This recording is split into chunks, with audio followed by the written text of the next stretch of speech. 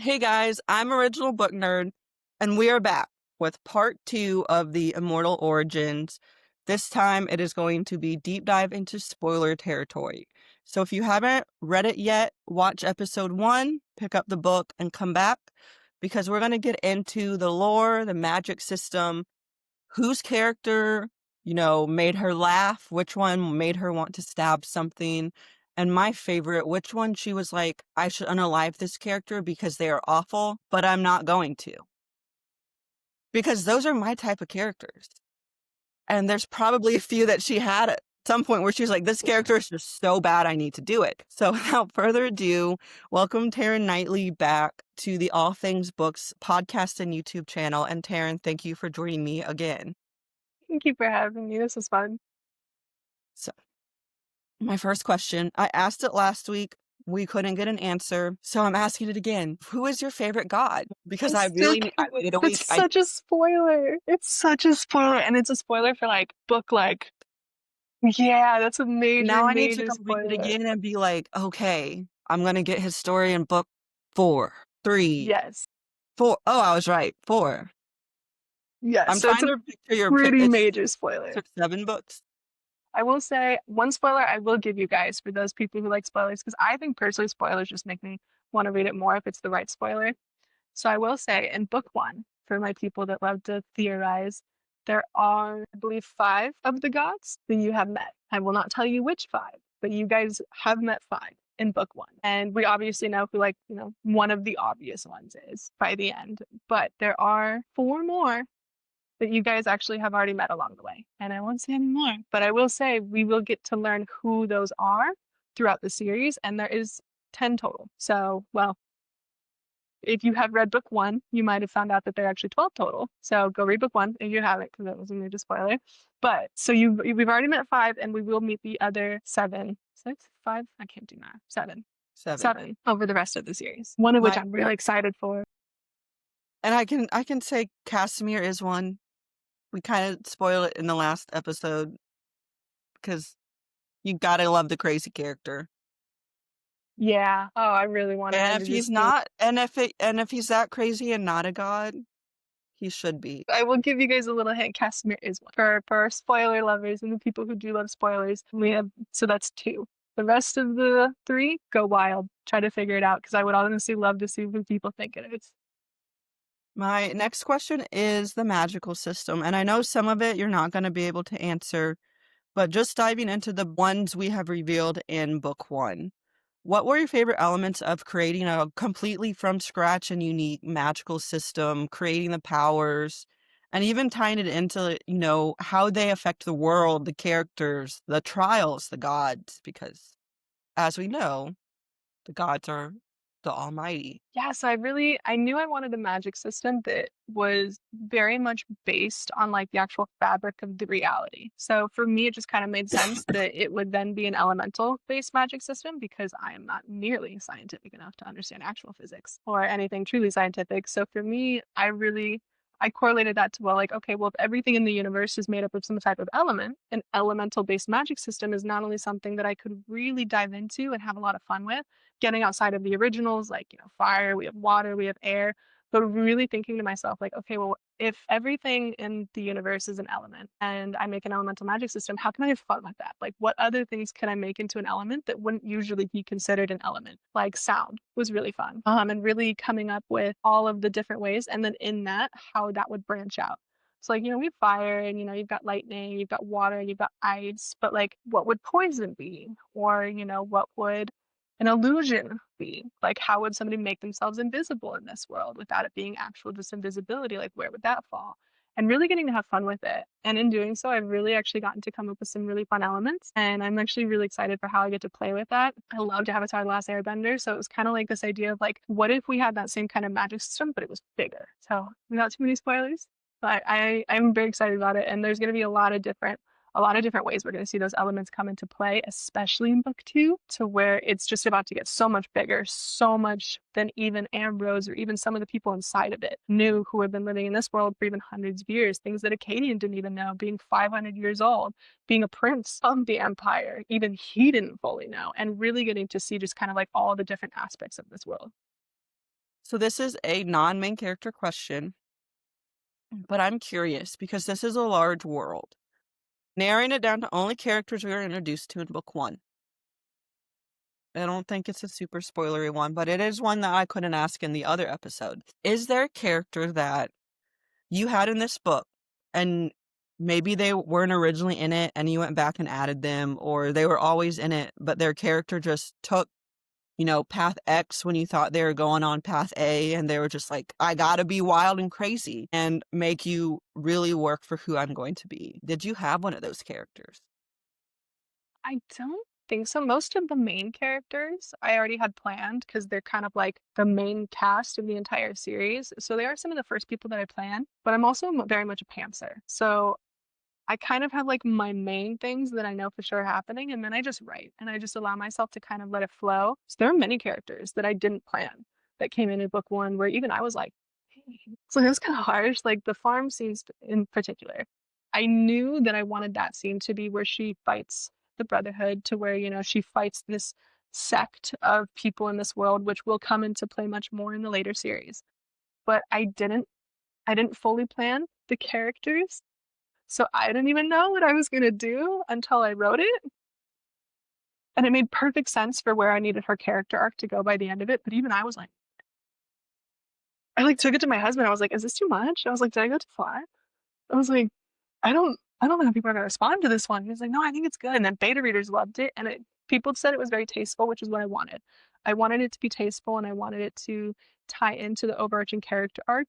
But at the same time, I wanted it to grip you. I wanted it to be something that would really hit and would really land, because this world isn't necessarily for the faint of heart. It is going to go through some aspects that are very raw and real and that I want people to question just kind of overall. And that good and evil in this world isn't necessarily so clear cut, and that it is a chosen one trope, because I do love a good chosen one trope. So in doing that, I had to really kind of figure out like, okay, well, if she is going to become this overpowered character, how can I challenge her outside of her magic and outside and even with her magic in that? But how do I really challenge her as a character? And then I wrote that scene and I was like, okay, we're gonna do that. We're gonna do that. And then even in the trials, I didn't plan the scene where she battles her friends. I didn't fully have that one planned. And even I was questioning. I was like, where am I going with this? And I was like, I just kind of left those characters in like that chapter. I was like, where am I going to go with this? And it came into the trials so flawlessly that I was like, oh, and I was like, I really liked that character, because I didn't know if I was going to bring him back and if he was going to come in book 2 or how I was going to do that. And then it did work out perfectly. And I'm really happy that I did it. But I feel like I keep killing off the characters that I really like. And then That was my favorite chapters, but I was also really attached to certain names that I'm not gonna spoil that will go on my favorite characters of Leslie that author unalive. I know they're my favorite characters too, and I don't necessarily know who all's getting killed off in the series, so I'm just also hoping that I don't kill off some of my own favorite characters, because I'm here for the ride just as much as you guys are. Like, we're going where this train's going, and I know the major points that it all makes sense, but with a lot of the character deaths, I'm kind of in this just as much as you guys, to where I write it and then I'm just like, dang, that was cold. And I'm like, but we're gonna keep it. This is another one of their series that I will reference, that people will either love it or hate it. There's a death in book 1 where I loved the character. And I went, oh my God, she's totally gonna do a Liam Mari scene where I'm going to be like, don't kill him. That scene got me so much. It It still does. still It gets still me. does. I still do the audiobook and I'm like, no, I know what's happening at this point. And I totally like had this feeling when I got to the scene where this character in your book dies. And I was like, I knew it was gonna happen. And I was like, maybe I'll skip ahead and figure out, because I'm a last chapter reader first. I did Same. not do that on this book because EPUBs are sometimes tricky when you get an art skipping to the end and then it's going back. So I was like, I will just read it and like cold cock it completely and not know what I'm walking into. And I got to that character's almost death and I was like, maybe I should skip ahead. And then I was like, I made it this far. I'll be skipping ahead to in book 2. For your information, I'm gonna be like, I need to know now to prepare who I'm not gonna know at the end is gonna be here. I'm the So same way. I read the last chapter and the last page. I'm like, do I want to find out what happens? I do not recommend doing that with this book because it is a spoiler. I understand if people do because I'm the same way and I'm the same type of reader. But yeah, I did it for Iron Flame. If you have read Iron Flame. I have. I haven't read Onyx Storm yet. Me I'm neither. honestly so behind.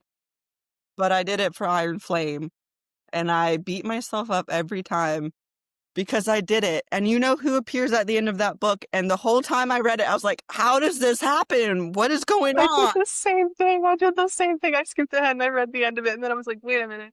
I shouldn't have done that. Shouldn't have done that. I shouldn't have done it. But I will do it for book 2 just to compare. I might hate myself.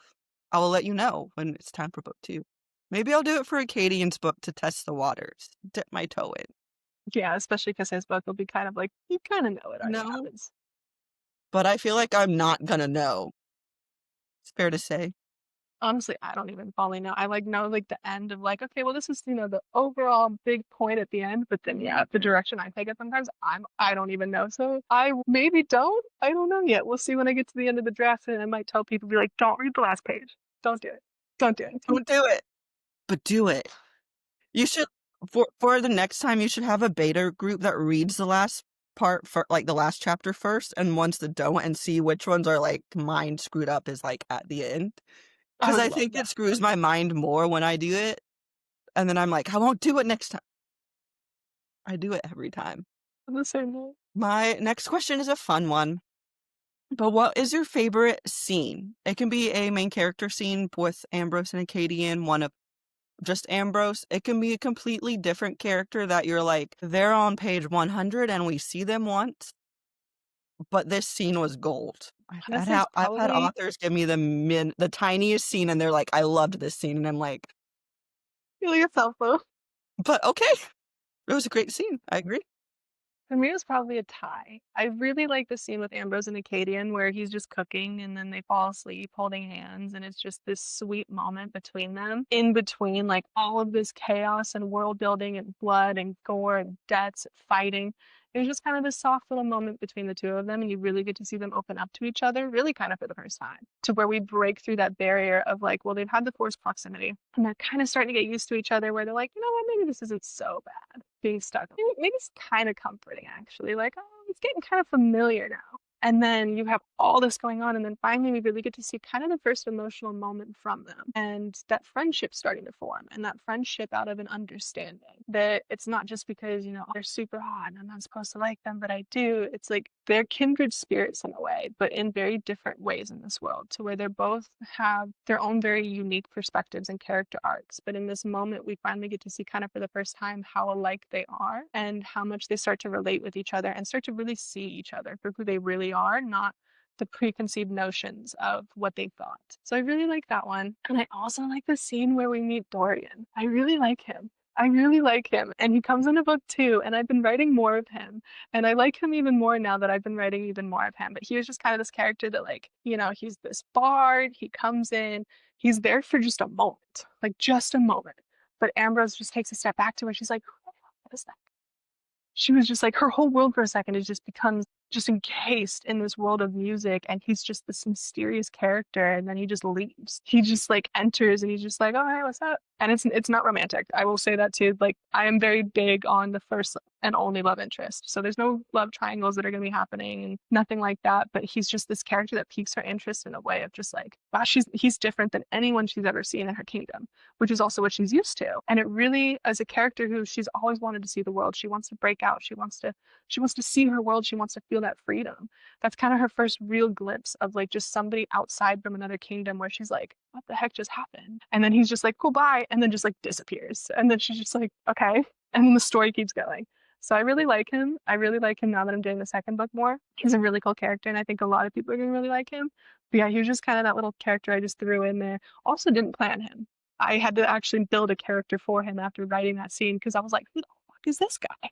And then I was like, I don't even know. So I went and did his backstory, and now he's honestly probably one of my favorite characters. He's such a cool character. And so it was just kind of one of those little things that I didn't even fully expect, but I really like how it came out. We're going to do this question right in the middle. I feel like this answer is going to be really long. the lore. This was an idea you had a year and a half, 2 years before it became real on social media and marketing.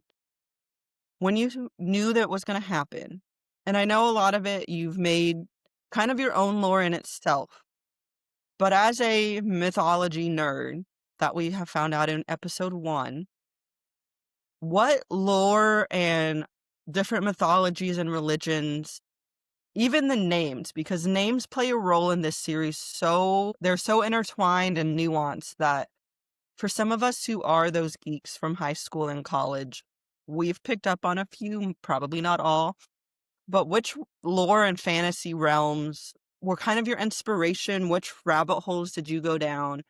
And how much fun did you have just building a world from the ground up and getting to play with all the different aspects of, I'm going to have, a tiny bit of this, a lot of this, but I'm going to have it my own envision of this is what I want it to be. I mean, honestly, I've kind of taken a little bit of inspiration from like most major ones. I think the obvious one, obviously, is Eve with, the Garden of Eden. She eats the apple. In mine, it's a peach. But sorry, also my phone might die. I hope it doesn't, but it might.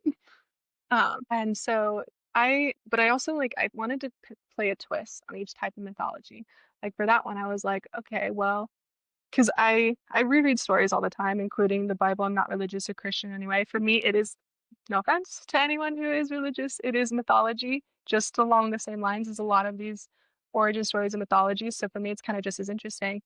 And I noticed a line that said, after they ate the fruit, and God said to Adam, "Now you have become like one of us."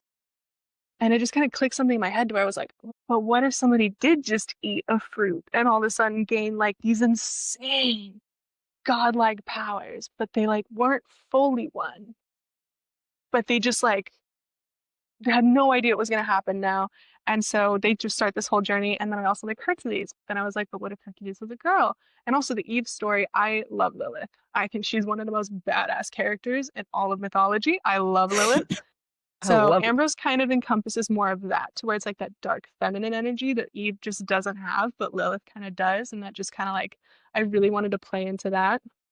And then also like, well, what if Hercules was a girl? And she went through trials to, enter the kingdom of the gods. And then I just kind of ended up playing with so many different mythologies, but a twist of like, but what if I did it like this? Or what if I did it like this? And there's one major one that isn't fully a mythology, but also don't mind my Jason fans. Not fully mythology, I wouldn't say, but it a common and well-known scientific play on mythology. If anyone here is a sci-fi nerd, I also don't want to say because it might be a spoiler, but there is a certain subsect of mythology and of gods that somebody also kind of created an idea around. Well, what if the gods created these humans, but it wasn't like, oh, God's creating humans, like, oh, we're just making shit. We're just, oh, we made a person. But what if they made humans specifically to serve them and to work for them and to be under them? And they were kind of these authoritarian figures instead of just these ruling figures. And like, yeah, we're gods, we're powerful, and we can do what we want. It's more of like very dark and intentional. To where it's like, no, we're going to create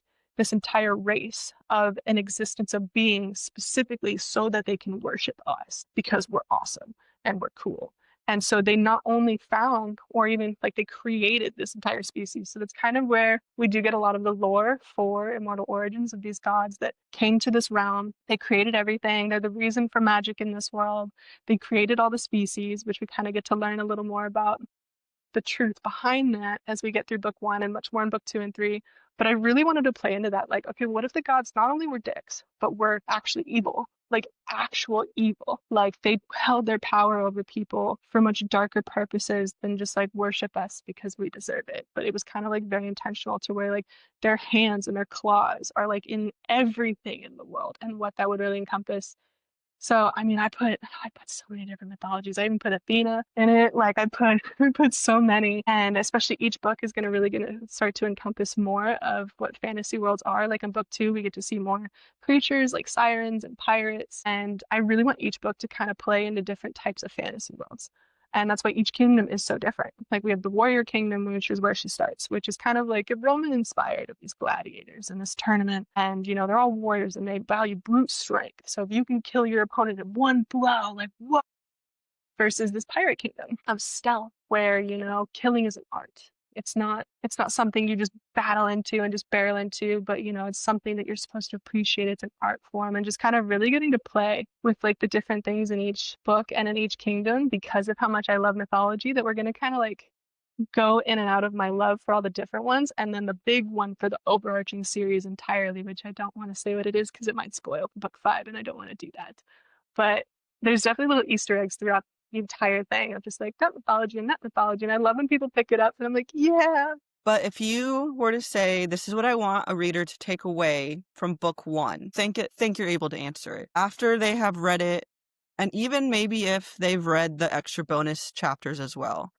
But what is that kind of vibe or feeling, life quote, moral that you want someone to say, this is how I feel now that I've read book 1? I really want people to just kind of feel like it is a chosen one trope. So there is kind of that aspect of like, oh, well, she's special and she's the only one in the world. But the moral of that really is that it's not necessarily that one person is, it's that all of us are. All of us have that power inside of ourselves. But a lot of it is also through that self-reflection. It's through looking inward and realizing the power that we really have, not pushing out the power we want, but realizing who we actually are, what we're capable of, the power that we have inside. And that's really what I wanted people to feel at the end of it, is to connect with Ambrose. That, yes, she's a very flawed person, just like we all are. We all have our insecurities, we all have our flaws, we all have our preconceived notions and assumptions based on the world and, how we live in it. We all try not to, but it is inherently human. And so I really wanted her to question those things, to really have to look at those and really look in the mirror, even with Acadian, where she realizes how harshly she judged him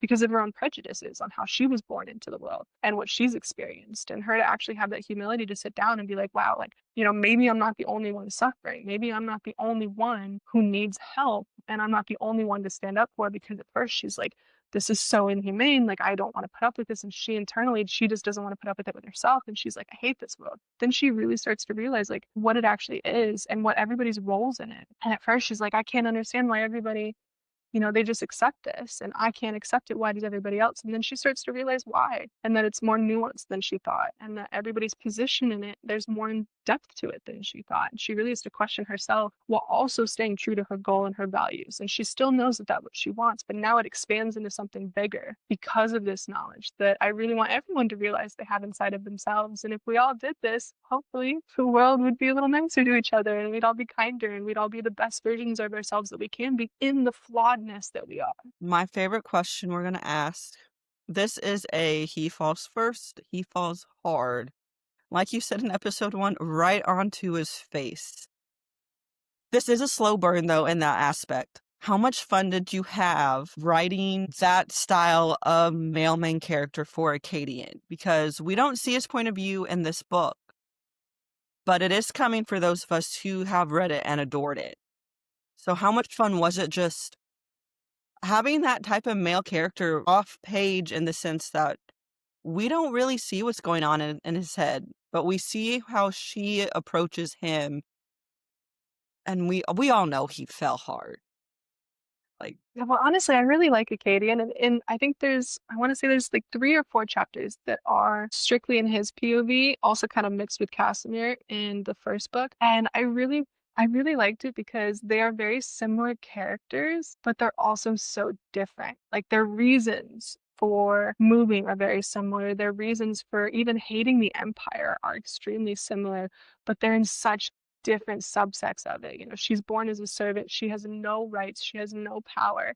And she just thinks anyone else who's born outside of her class is lucky because they weren't born a servant, and she has to serve her entire life. Like, in this world, no one is allowed to not contribute to the Empire. Everyone has to, including criminals. No one gets a free meal. No one gets free housing. Everyone has to do their job. So for her, especially being born into it, she's like, I've done nothing wrong. I don't understand. This is not fair. She's like, this isn't how we should be treated. And she thinks the servants are the only ones who are kind of experiencing that reality. But then she learns with Acadian, who she's like, well, he's a prince. Like, screw him. Like, he's got everything. And like, what, he's just cruel. And like, she hates the royals. She thinks all of them are just these cruel, malicious people and just love to just torment others. And then through Acadian, she really gets to kind of see, oh, wait, maybe I'm wrong. Like, maybe that's not actually everybody's reality. Maybe there's actually more to connect with than I really even think, with people that she would have thought, like, no. And so they really are like the same type of character, but they're in such different worlds with it that getting to be in both of their heads and bringing them together on that to where they realize how similar they are. And she gets to fully realize like what she really needs to do. I really liked that because I get to play with two different kind of character tropes that are the same, but in two totally different aspects to creating them together to make them mirrors of each other, but still unique in their own ways to where they're their own fleshed out character, but we understand also why they have feelings for each other. It's deeper. It's like they have understanding of each other's souls that outweighs their positions in the empire. And it was a lot of fun. And I'm really excited to get to delve into that more in his POV book. We have 2 more questions left. I teased at this next one when I introduced the episode, and it is, was there a character that just was so villainous and awful that you were like, "I need to kill him off," and then you were like, "But I'm not going to." And are you allowed to tell us who it is? And maybe a tease at something horrible he did, and you were just, like, cackling in your author corner going, "Oh my god, they're gonna hate this, but he's gonna be in the last book," and you're gonna be like, "Yes." Casimir. And, like I love his character so much because he's just this pure evil, like just pure evil. And I do keep going back and forth on whether or not I'm going to kill him, and if so, when. And even in book one, I was like, ah, do I kill him off at the end? I was like, nah. The more I wrote him, I was like, he's too good. You just love to hate him. I can't kill him yet. And especially the scene where he kills the guard member. And I don't know if you read the new arc with the new chapters, but it's included in those chapters. And the guard is pulling himself like off this spiked fence that Casimir just drops him on. And it's just like, ooh. And he's still alive. And it's just these protruding points coming out of his body. He's trying so hard to pull himself back up and keep sliding down because the blood just gets all over his hands and he can't get a grip. And Casimir's just sitting there like loving it. And Acadian's just horrified. He's like, okay, like I guess we're doing this. Like, and I was just like, God, I reread it and I was like, oh God. And I was like, but that's really Casimir's character. He's just evil for the sake of it. He wants to think of the most twisted way to get into somebody's mind to really make them buckle just because he's like, I can. I have the power to do so. And he just wants to. So yeah, no, definitely him. I still haven't decided if I'm gonna kill him off and when I'm gonna kill him off. I feel like he's too good of a villain. I'm like, I don't know. You really love to hate him. Sometimes we have to end the series with one evil still being their evil selves. And I do, yeah, I don't know. I do think that he will probably be dead by the series finale. I just don't know if I'll kill him before then. Maybe he'll I'm just not be sure. banished to another realm where he can inflict his chaos outside of the. It really depends. I think it depends on how much I get the readers to hate him by the end. If he's just somebody that we just need to see, then it'll probably also be really brutal because I'm like, okay, well, we all need a little bit of release on this one and just take him out. But I haven't fully decided yet. It's probably going to depend on what I do with the rest of the series. So my last question will be the most teaser we will go into, but can you give us a tease at, and it can be the tiniest tease ever, what to expect in book 2? It could be a new creature we meet, a new subset of magic, a hint at the colors, because I have my own theory with the colors about what different kingdoms are going to be what color. Well, I would love to know what you think for the colors. But I don't want to spoil it on here because I'm very, like, you said elements and then you said magic and you're like, we're going to see all the kingdoms, and I'm like, got my creative twisty brain working. So I'll message you them so I don't accidentally give it Yes. away if I happen to stumble upon a semi-correct answer. But if there is a little tease you can give us to get everyone hyped up, even though it's only 1 week out, we love to tease and get that anticipation up for book 2. We get to meet one of my favorite gods in book 2. And I will, honestly, now that I say that, it's probably gonna be really obvious who it is when you guys get to meet her in book 2. But she's a siren, and I'm honestly just having I met her. no. I read those few chapters early. Was she in them? Okay. I was like, I remember the sirens part I read for you early. And I was like, did I already meet her? Did I not realize the importance? But no, I don't think I did. Well, and I also say that just because it'll get revealed in book two who she is, so it'll happen pretty quickly, which is why I feel comfortable saying that spoiler. And I think it'll also be kind of obvious from the start, especially it's not too obvious to Ambrose yet. She comes in all confident. She's like, I don't know what's going on, and the queen's like, Do you? So I think that'll be a fun one for the readers. But yeah, no, we're meeting. We're getting to get to see an entire island of pirates and sirens and a kingdom of like I teased it a little in book one about this pirate kingdom that, there's rumors about it, and we actually do get to go to that in book two. So I am very excited, and we get to play with that one a little more. I love pirates. And there's so many good pirate books coming out in the next year and a half, and I'm just like, where is that child in me that loved Pirates of the Caribbean and like all those classic pirate movies you think of? And I'm like, I'm ready for it. Yes. Please don't expect me to come to work when these books come out because I may or may not need a sick day. But thank you again, Taryn, for joining me. You've been on my show 2 weeks now, and I hope release week went fabulous. And also, I can't wait for the arcs and the beta opportunities for book two. Before we go, will you be doing the same type of outreach for book two, or will you keep it more small and closer to the chest as you dive into the series? For book two, I think I will. I want to trust readers, but I also, if it does start getting popularity and it does become maybe more of an actual privacy issue, I may not. But I think with book two, I absolutely want to. I hope to open to betas by early spring is my hope and my goal, and then arcs probably late spring so that I can have a fall release just like I did with this one and kind of keep that momentum going within the same year, which is why I've already started writing book two a while ago. I think I started a couple weeks ago, so that way it can be ready. So yeah, no, I'm gonna open it to as many people who want to beta read, just like I did before, as many people who want to arc read. I will be on NetGalley as well as Book Sirens for book two. It was very expensive. So Book Sirens, I was able to do it free, and they were just like, you have to find your ARC readers. And I was like, oh, no problem. And I was like, okay, that's fine. So we'll be on NetGalley as well as Book Sirens. And I might try to do some physical copies as well. This time it was only an ebook release. I might want to try to do like maybe like 20 to 50 physical books as well to kind of hopefully entice people a little bit for that release as well. But yeah, no, I want to keep it open. I want people who loved the first one to come in, maybe even read the first one when the second one's coming out. And I do genuinely want to share it with as many readers as possible, and just hopefully people will love this. So that is the plan. That is the hope. Hopefully everybody's cool about it. Nobody does anything shady. I'm watching you guys, but I also trust you guys. And yeah, no, I hope so. There you guys have it. Thank you again, everyone who tuned in and watched. You can comment, like, share.